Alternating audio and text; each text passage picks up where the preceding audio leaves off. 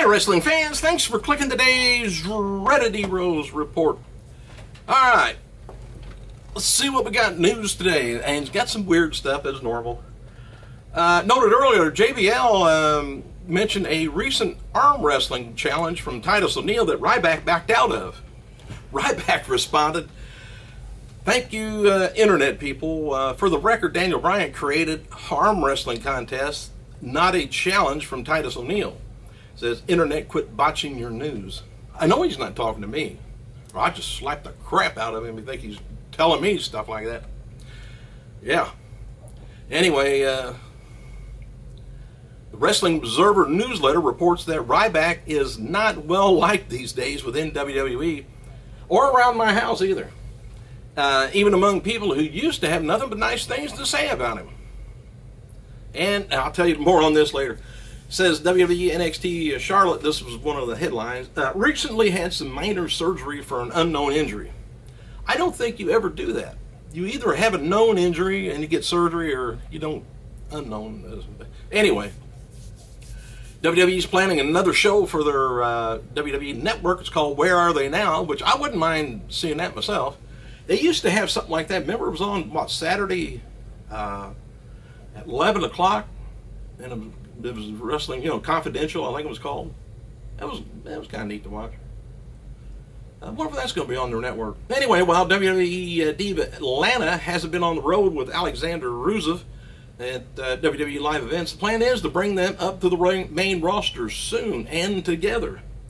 It's now been said that NXT stars slated for call-ups, the quickest are NXT Women's Champion Paige, Emma, and the team of Alexander and Atlanta. So let's be looking for them.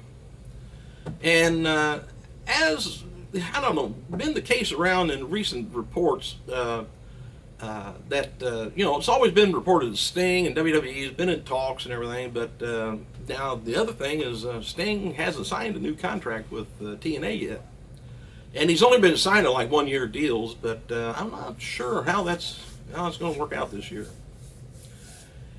All right, the appearance from Jake the Snake Roberts at Old School Raw was just a one-time deal. That doesn't mean he won't be at Royal Rumble or something else, but they just paid him for that one day. But as far as the Hall of Fame deal, no deal's been put in place yet, on either thing. And regarding his return on Raw, Roberts was telling people that one reason Ambrose was smiling when Jake put the snake on him, I can't help, because the snake defecated on his chest. Punk mentioned to Ambrose, and he mentioned that to Ambrose. He said that's why he couldn't help but just laugh. All right. Hey, wrestling legend Beautiful Bobby Eaton is supposed to be entering WWE rehab as soon as his health gets better. I can't remember. I thought he had like a heart problem, and then he got into, I think, maybe a pacemaker or something. I'm not sure. I can't remember exactly what it was, but he was in bad shape for a while. But anyway, he's going into WWE sponsor rehab soon. Regarding WWE not offering Ricochet a development deal, word is that he did all kinds of spectacular stuff in his tryout, and Joey Mercury had those in the company specifically to pay attention to Ricochet because he is really talented. Well, they just don't really get all the really talented people for some reason. You got to have the charisma. Anyway, the decision was made that he was too short, and they already have guys on the roster who could do high flying that he does. Word is that the deal to induct Ultimate Warrior into the Hall of Fame was finalized a week before Christmas. There's a feeling that Hogan's going to be inducted him. I think it would be about right.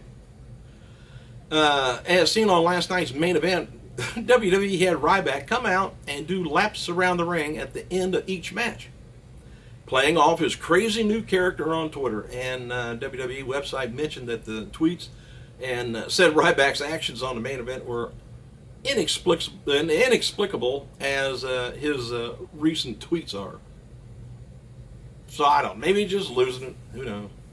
And regarding WWE NXT Women's Champion Paige, which I just told you about, being out of action, the Wrestling Observer newsletter that's in everybody's business, just like TMZ, reports that she isn't injured, and she was just given time off for personal reasons. maybe that time in a month. I don't know.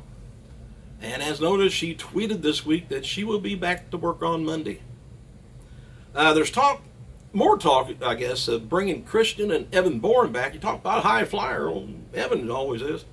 Word is that Bourne's been ready for some time now, but the creative hadn't came up with anything for him, which I don't think the word creative should be taken out of their category there. You create. You don't say, oh, I can't create. If you can't create, get the hell out. All right, noted on Wednesday that Titus O'Neil tweeted about him receiving some good news from the network, teasing that he may have a big role on the network. And Darren Young tweeted the following, and it appears that PTP TV will be on the network.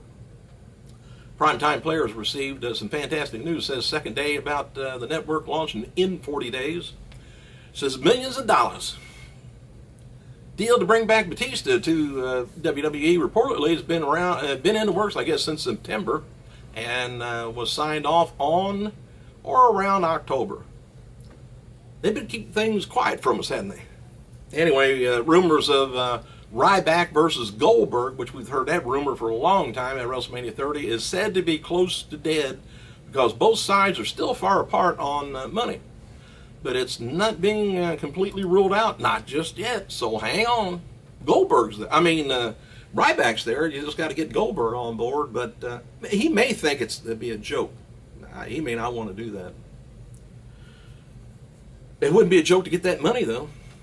WWE has sold around 55,000 tickets for WrestleMania 30, which is very good and a legitimate capacity for the setup so far at the Mercedes-Benz Superdome in New Orleans is 70,000.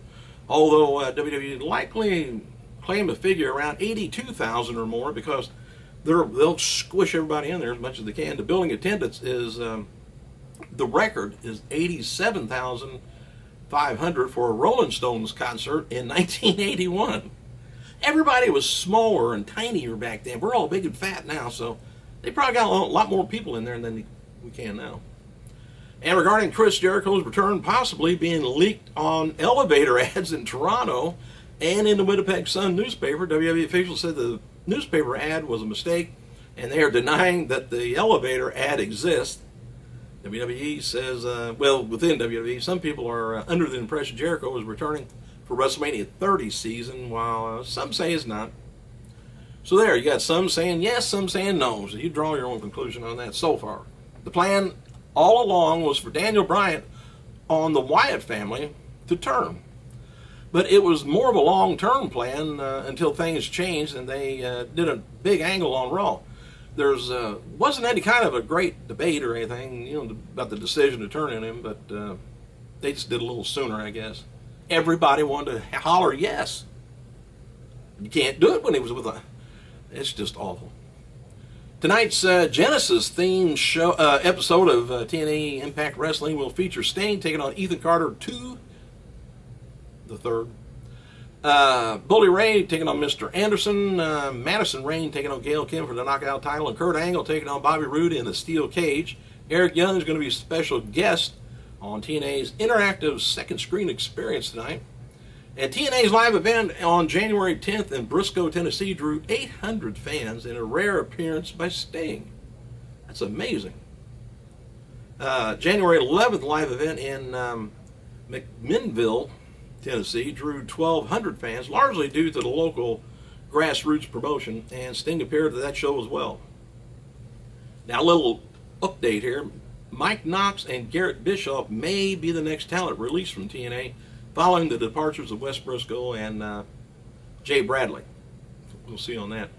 And on this day, Sir Oliver Humperdinck would have been 65 years old. Thanks for clicking, you guys. I gotta go.